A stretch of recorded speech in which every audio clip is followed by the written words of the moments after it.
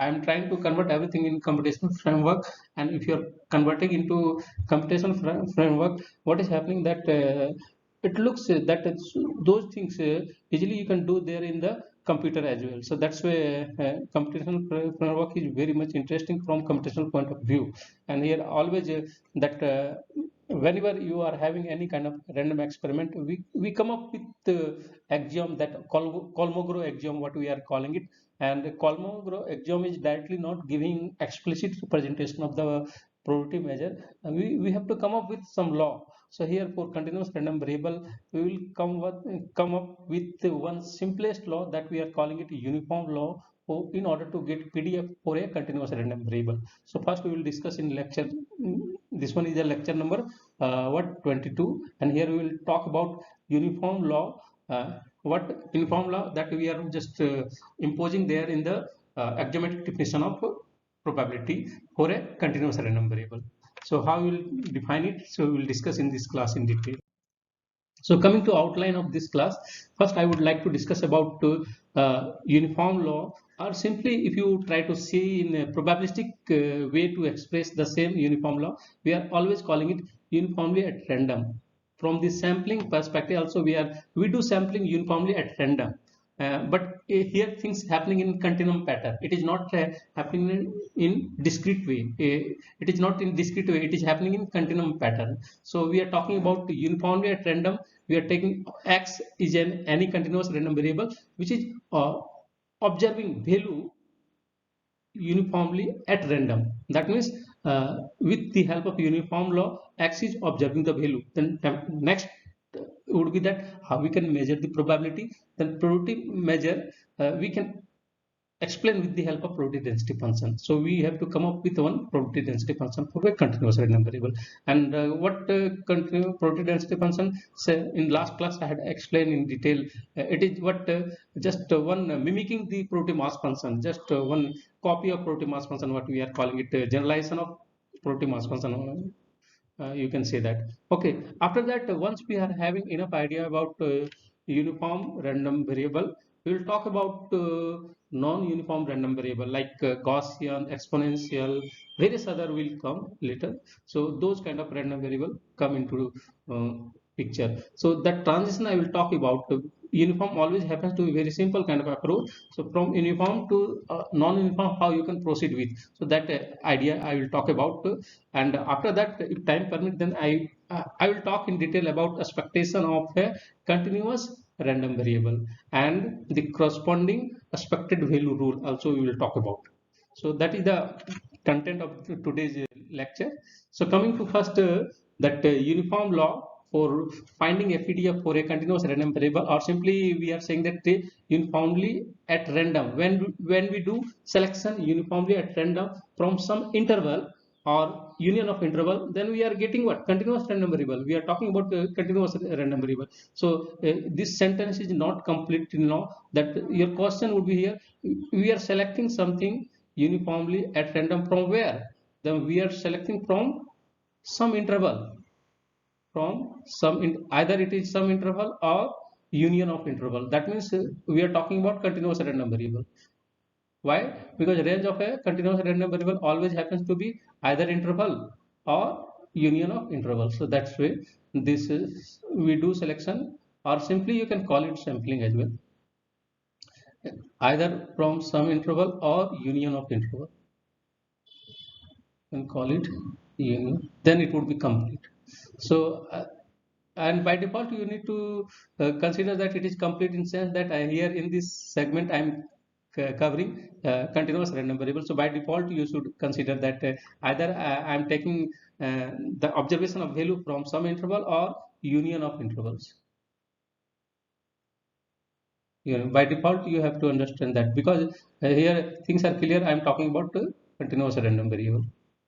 So just I will take a very simplest kind of example. Through this I will explain this uniform law.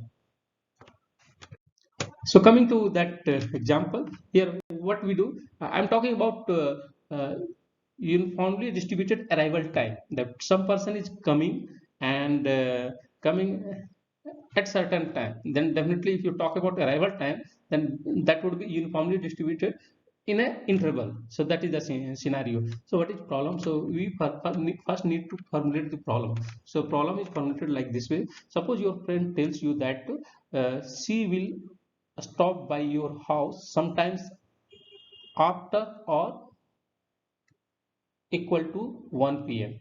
After, that means after 1 p.m. Simply you can say that after 1 p.m. and before 2 p.m. That means you invited your friend, and she will say that she will come to your house after or at 1 p.m. but before 2 p.m. What is happening, that one more assumption is that she cannot give you any further information as her schedule is quite hectic. She might be very much busy, so she can't give further information that by which vehicle I'm coming, and many other criteria would be there, that I'm coming through that road or something like that. It is so, due to that hectic situation, she could not provide further information. She is providing only one information, that she will be uh, at your house. She will after or at 1 p.m. but before 2 p.m. That information she has provided to you. So we have to model the time, the arrival time. So what is the distribution of arrival time, that we have to model it. So if someone is saying that I'm arriving at 1 p.m., tell me what is the probability of arriving at 1 p.m. Anyone would like to say that? What would be the probability? Whether it would, just you can say that whether it is zero or some positive probability would be there. What is the probability that someone is arriving at 1 p.m.? What is the probability? Whether it is zero or some positive quantity. Anyone would like to answer? Just try to answer it. Later, definitely, I will give answer, and also that discussion I will talk about a lot. If someone is saying that I'm arriving at 1 p.m. exactly, then that one is very impossible kind of things. At 1 p.m. it is, exactness is not possible. So that's why the probability of someone is arriving at 1 p.m. would be zero. But if you take a little bit epsilon interval, that 1 plus minus epsilon, then for that arrival duration, probability would be positive. For that, definitely it would be positive. Well, yeah, probability would be very small of the measure of epsilon, but definitely that quantity would be non-zero. Okay, so that is the situation that we will see it here. Now, your friend is very dependable. So, you are sure that she will stop by your house, but than that, we have no information about the arrival time.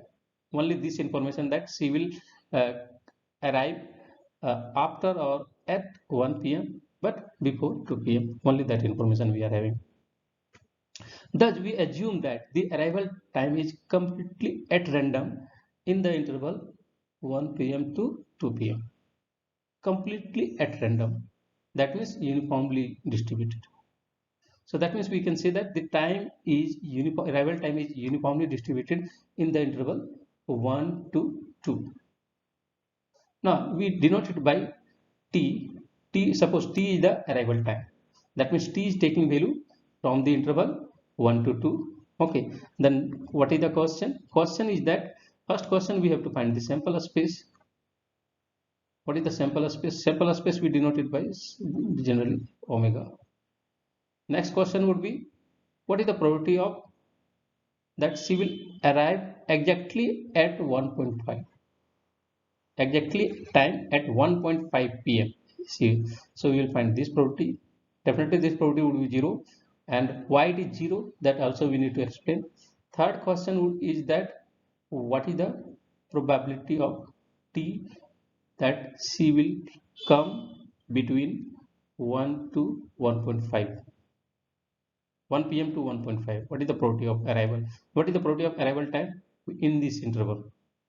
Next question would be that if you are taking any general sub interval from the that sample space, Suppose a b interval a b where a is greater than equal to 1, b is greater less than equal to 1, a is less than equal to b. That situation. So any general subinterval we are taking from the sample space. Then what is the probability of that?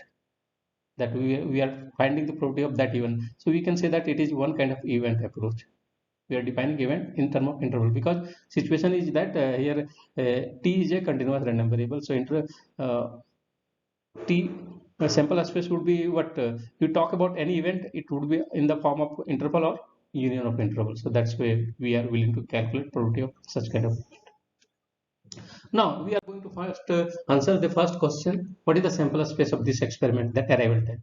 So definitely C is arriving between 1 and 2. So that's way any number that falls in the interval 1 to 2, that would be a possible outcome, and hence we can say that sample space is the interval 1 to 2. This is the sample space of this experiment, okay, or this problem, arrival time, that of her friend's arrival time. Okay, so that is the sample space. We got it.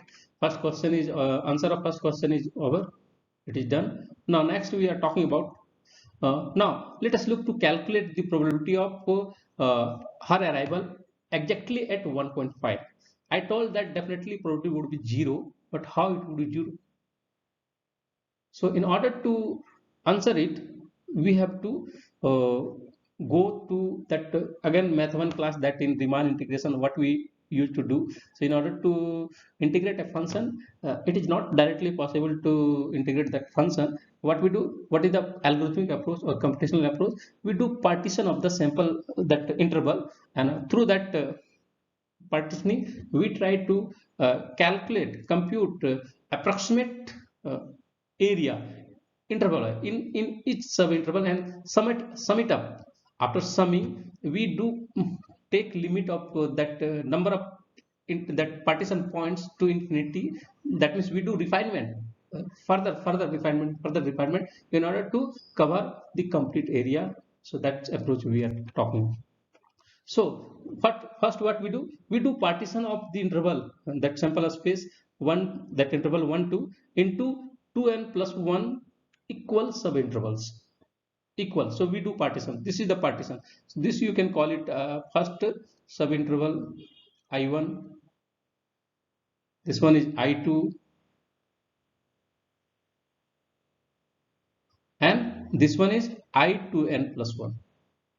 So we did perform partition. So this partitioning is very much clear to what in Riemann integration you might have already seen that. So same, it is a similar pattern. So we do partitioning of the sample space. So this is one partition. Now we here assumption is that C is arriving at random in the interval 1 to 2.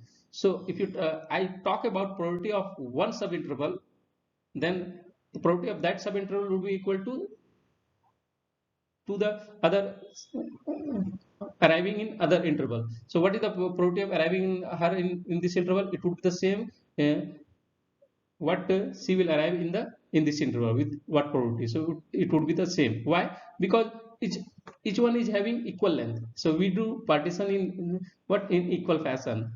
So what is the length of each partition? We can see it here. Length of each partition is 1 by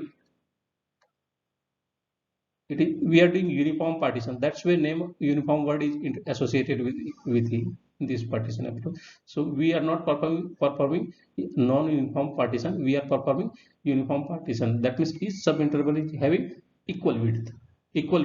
So that is, so h equal to 1 by 2n plus 1. That is that h is having common to all these subintervals. So if you try to visualize it, so you can visualize like this way. This is the given interval, that's 1 to 2, and we did partitioning. So first partition is this one, I1 you can call it. Second is this one. Likewise, this one is the I2n plus 1th partition. So in total we are having 2n plus 1 partition. So we did partitioning, and each one is having length this h, width having this is the width of each one, Okay, so this is the width of each subinterval. So we did partitioning. So partition we can always perform, because 1 by n, one interval 1 to 2, it is at our hand, and n we are coming with our choice. So we can always perform partition. So now next what we will do, so we'll what from this information we try to calculate what information is given. The only information is that arrival time is uniform, that C is arriving uniformly at random.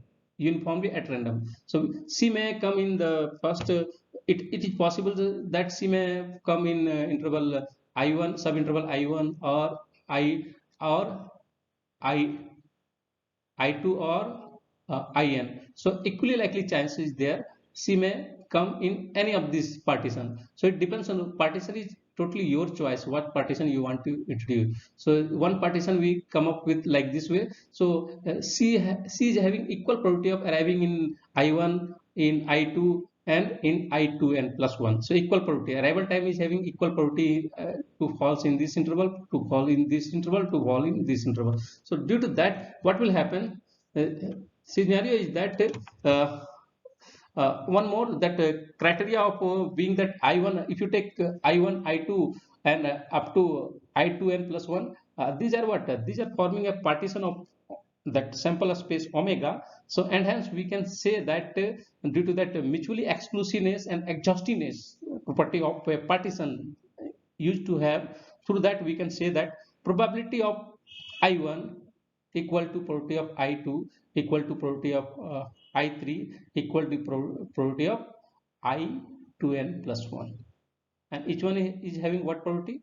Directly proportional to the length of the or width of the subinterval. So that one is equal to 1 by 2n plus 1, equally likely. So this assumption, if you say that from where it is coming from axiomatic definition of the probability that Kolmogorov has introduced. From there it is coming. So from the equally likely, simply you can say that that uniformly at random implies this situation.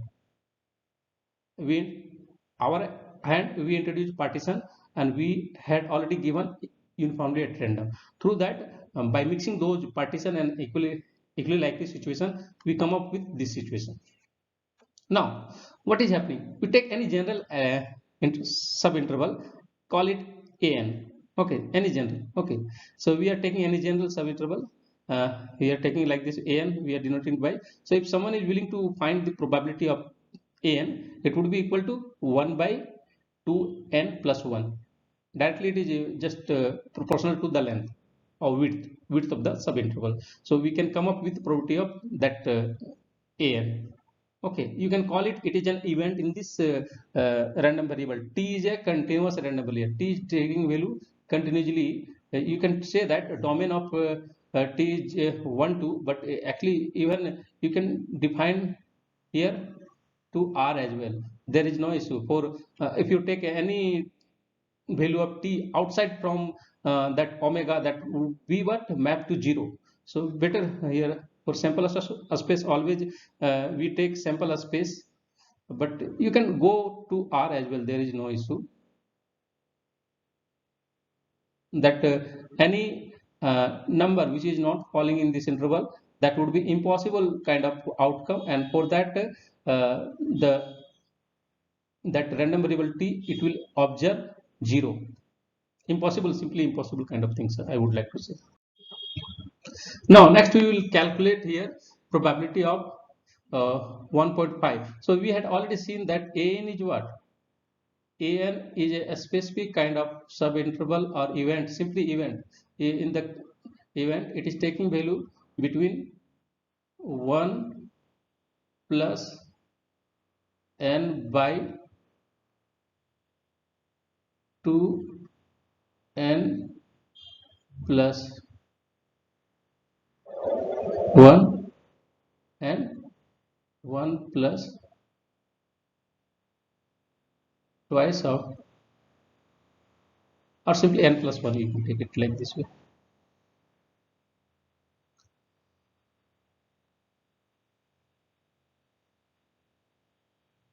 N plus penultimate that not 2n plus 1. So automatically we can see that 1.5 definitely it will belongs to this interval.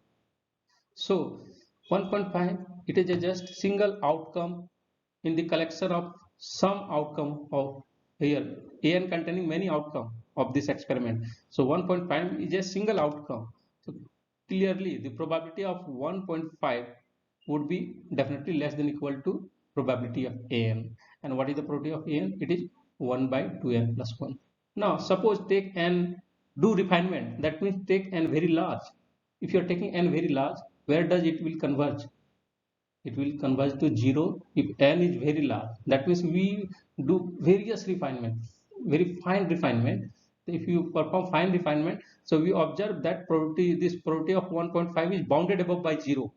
It is less than equal to 0. And we also know from the definition of probability, a probability can't be 0, can't be can't be negative, simply can't be negative. That means here condition is that this probability of 1.5 it would be always greater than equal to 0, it can't be negative. So you can simply say that the probability of 1.5 it has been sandwiched between 0. That means one probability of 1.5 is greater than equal to 0 and less than equal to 0, and hence what does it say? It simply say that probability of 1.5 is equal to 0. Mathematically I have already established that probability, if you are taking a single time, then for that single time the probability would be 0. So exactness is not possible that C will arrive exactly at a certain time, that one is, that probability would be 0. Definitely there would be some small deviation, a small deviation, due to that we are getting an interval and hence we are getting probability, positive probability. Now we have to find another probability that C will arrive between 1 and 1.5. So how we can calculate? So we can easily calculate. We know that the probability of her arriving. So we know that 1.5, where does it belong? So here 1 is, suppose 1 is here, 2 is here, then 1.5 is the midpoint of this interval. So if you are, that means you did a partition with just two subinterval. What does it mean? It simply says that uh, there would be probability of falling in this interval would be 0.5 and falling in this interval would be 0.5.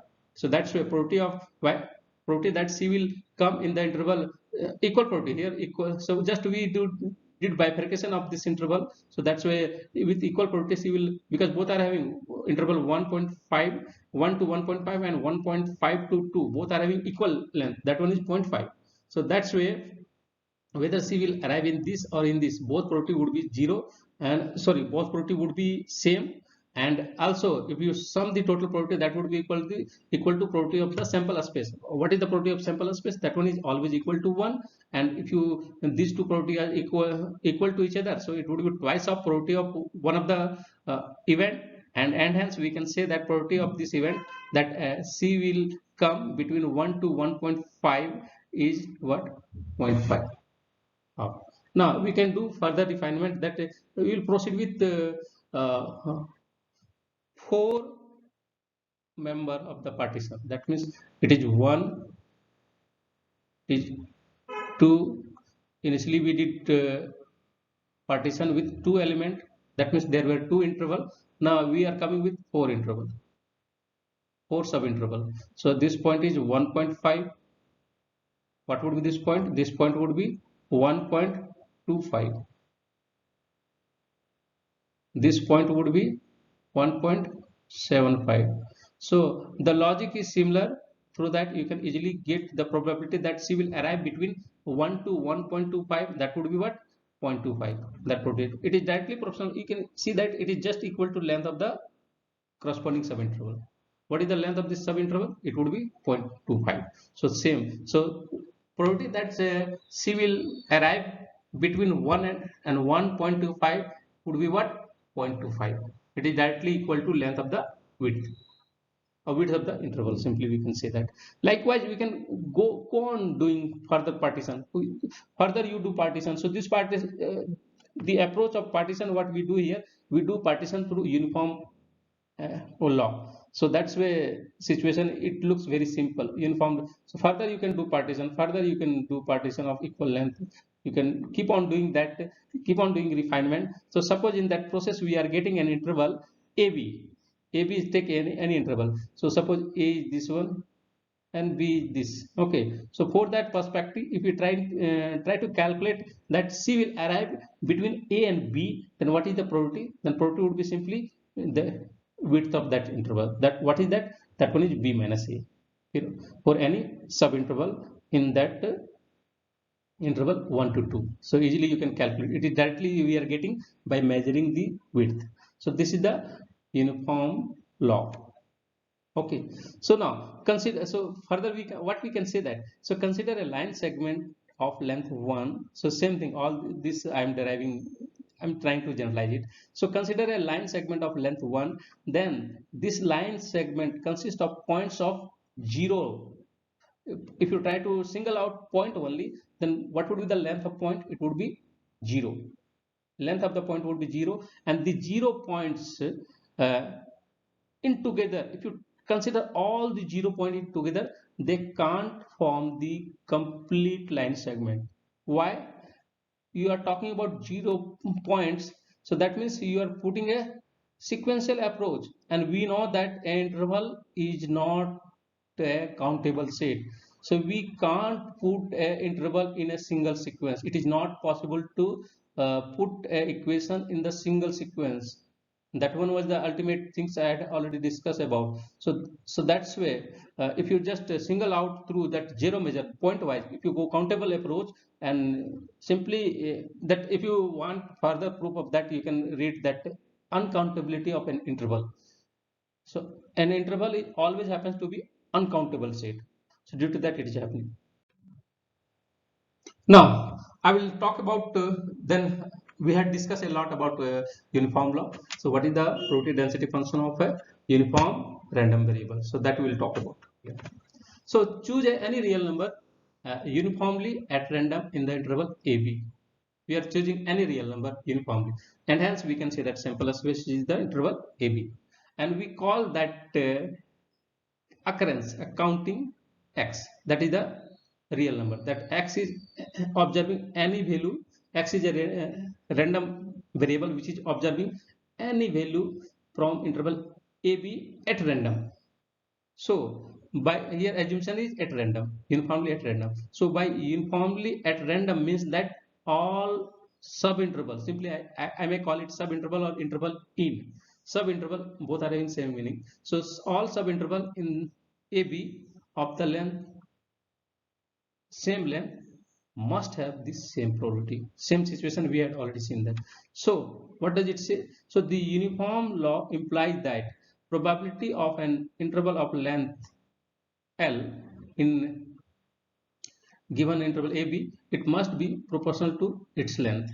Or simply we can say that probability that if you are taking an event which is observing value between any 2 point x1 and x2 from the interval given interval AB, then that probability would be just equal to or proportional to the width of that subinterval, where x1 x2 are any point from the interval AB. Okay, so that is the probability that we are getting through uniform law. That information we are having, but ultimately we have to come up with explicit form of that law. That means we have to come up with probability density function. So how we can come up with that? So as we know that probability of a sample space, that means x, if x is observing value from the interval, complete interval AB, then probability of, that means it is equivalent to probability of sample space, and probability of sample space is always equal to 1, and it will imply that from here we can see that probability of any interval x1 x2, that x is taking observing value between x1 and x2, it would be equal to width of the interval normalized by total width. This is the probability. And why? Because of this one is coming with respect to equally likely situation or uniformly at random. If you sum all these sub interval, then it will be what total would be equal to 1 due to normalization normalizing property, easily you can say. So probability of an interval, easily you can get it, it is coming like this way. So we got the probability of an interval that x falls between x1 and x2. So that probability we are having. Now we have to calculate probability density function. So in last class I had already told that what is that probability density function is the limiting case of probability per unit length. That means we are finding limit of this ratio, probability that x is falling between x and x plus delta divided by width of the interval. Okay, so this limit, when this limit tends to 0, this quantity we are calling it becomes a density function. And we are having already what is value of this probability that x is falling between interval x and x plus delta. That would be the width of the interval, that one is equal to delta. And in denominator also we observe delta, so delta delta will cancel out, only we will have 1 by b minus a. And we are taking limit with respect to delta x, delta x, that one is approaching to 0, or 1 by b minus a, that one is a constant, so it will just come out of the limit and we will finally have just the formula 1 by b minus a. This is what density of a continuous, uniformly continuous random variable that take value, observed value between any two real number a and b, or from the interval a and b. So for that, this is the density function, derivation of density function. If you try to look at the plot of density function, you can see that x is observing value along the horizontal axis. So you can see that here x is observing value between a and b only. So for that section we observe the corresponding density is having equal height. Outside that interval the density is 0. The density is 0. Why? Probability is 0, that's why density would be 0. Outside interval ab density is 0. Only density, positive density we observe in the interval a to b. So this is the plot of this probability density function for a uniform random variable. Now next I will talk another example. Before going to another example, here I let us deviate from uniform to non-uniform. That means uniform is a very it is a very ideal situation. So from ideal to practical, simply we can say that non-uniform is the practical. Generally if you take a continuous random variable, it is not always thing is that that continuous random variable will observe value from uniform principle. It may observe from non-uniform principle, like Gaussian distribution that we will see. Okay, so that's why I'm calling it the characterization of a probability density function. What does it say? So the uniform distribution is the simplest continuous random variable, and for other types of continuous random variable PDF it would be non-uniform. That means it will take non-constant value, non-uniform, non-constant value. Simply from the definition of PDF, for very small delta, what we know that? We know that the probability can be expressed for that PDF as an can be defined as a in approximation as a product of that value of density at x with that width of x, where in that subinterval x is falling. So the product of density function times width, it is giving probability. So this plot is okay. In last class also I explained, it is coming like this way. So here it is coming like situation. So x is somewhere here, x is any generic point or arbitrary point, and x, suppose x is here in the small width, in this interval width delta, x is falling here. So if you try to calculate this probability is equal to value of density at this point x times width of the that subinterval. So we can say that from here we can deduce that if you are taking any 2 points x1 and x2 in such a way density at x1 is greater than density at x2, it will simply imply that probability that x is falling in the interval x1 and x1 plus delta definitely would be greater than that probability that x is taking value or observing value between the interval x2 and x2 plus delta. We are taking same width, but what scenario we have taken? If there is some difference, it is not constant. If that density vary, That means there is a difference. If this density is greater than this one, it is then simply we can say that it will also affect the corresponding probability as well. So here just non-uniform pattern is coming. So we can summarize this characterization of PDF as follows.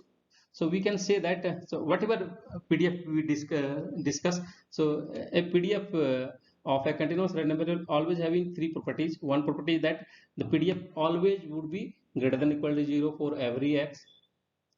PDF, if you take integrate the PDF probability density function over the complete interval from minus to infinity, simply that what is the domain of probability density function? It would be always real number R, complete R. So if you integrate over R, the integration would be equal to 1. That means that we are calling it normalizing condition. And third property of characterization of the density function is that if you are taking any event B, that means x is observing values from some set or some interval, some sub interval, then how we can get probability of that event? Just what you do, take the density function and integrate over only those values, and you will get the probability of that event. So this is the third property. So every probability density function have to satisfy these three properties. Now, I am taking one example. We will validate here. Suppose we are taking a density function for any continuous random variable. We don't know right now what is that continuous random variable. So explicitly we don't know. Just we know the density of that. So density of that continuous random variable is defined between interval 0 to 1 by the function 1 by twice of a square root x. Okay. So this is, and if x is observing value outside x, so for that density is equal to 0. So this is given density. Now we have to check, validate whether this density is a legitimate density. Definitely this density is not a uniform density. Why? Because we can observe that here it is not constant throughout the interval where x is observing the value. It is not constant. So that's why it varies. As x varies, it varies. So that's why this one is a non-uniform random variable, or simply density is non-uniform, you can say that. So now we try to validate that whether it is a legitimate density function or not. Okay, that means corresponding random variable is a legitimate continuous random variable or not. So first we have to perform that whether we have to check whether it is greater than or equal to 0 for every x. So we can see that x is observing value between 0 to 1. So for those x we can easily see that this one is greater than or equal to 0, greater than or equal to 0. Okay, there is no issue, we got it. One area plot also we can plot it like this way. It is parabolic nature kind of things. It is something like that. Okay, so now next property will verify that normalizing condition. That will let us integrate this PDF over the interval minus infinity to infinity. So we know that from infinity to 0, this infinity to 0, the value of PDF is 0, plus uh, 0 to 1, it is taking this function, plus 1 to infinity, again it is 0. So 1 to infinity equal to 0, minus infinity to 0 equal to 0. Just so in the integration, this minus infinity to infinity, positive component is coming with respect to the integration of the function over the interval 0 to 1, that where from where the x is observing value. So that's where this integration has been converted into like this way. Just integrate this one. It is very simple kind of integration, and integration is coming equal to 1. So we can say that this PDF is also satisfying second property. First, it has already satisfied from the definition. Second, we got it through integration. And third, easily we can do it like take any sub interval of 0 1 and try to find the probability. You will get the probability of that event so easily. So third is by default satisfied. So we can easily see that this one is a legitimate probability density function. Any question till now? Anyone is having any question?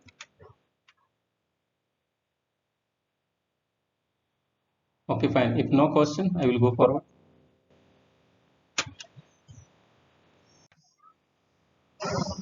So I will take one another example. Let us just complicate things, that we are taking a piecewise uniform random variable.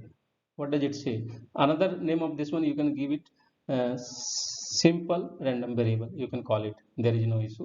So that scenario we are taking. So again I will talk from example point of view. So suppose Alvin is uh, driving for workplace from uh, home. So what is, so Alvin's driving time to work is between 15 to 20 minutes if the day is sunny, and between 20 to 25 minutes if the day is rainy. That means during rainy day driving time is more. So you can see that clearly, this driving time is piecewise constant. So there are two interval. One interval is coming between 15 to 20. Another interval is coming between 20 to 25.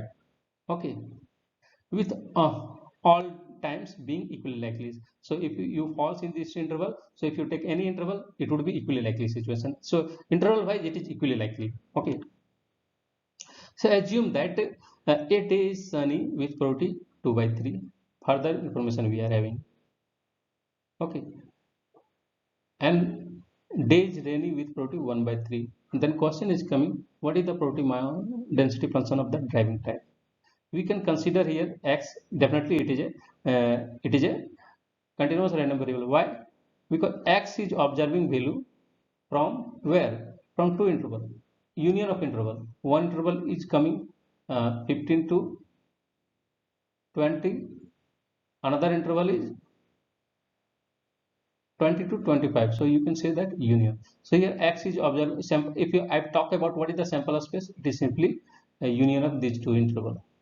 7 So here this is that's way we are observing two different interval with uh, what is the probability of sunny day? It is 2 by 3. What is the probability of rainy day? It is 1 by 3. Okay, so we have to find the PDF. How we can find? So here all times are equally likely in the sunny, likewise also equally likely in the rainy cases, to mean that the PDF is constant in each of the subinterval. So this PDF is constant in 15 to 20. Also this PDF is constant 15, 20 to 25. But it is constant but taking different value. And the PDF is taking different value in this interval. In this, because those two are different. We have already categorized those sunny and rainy day. So what we do? We will define PDF of this random variable in two way.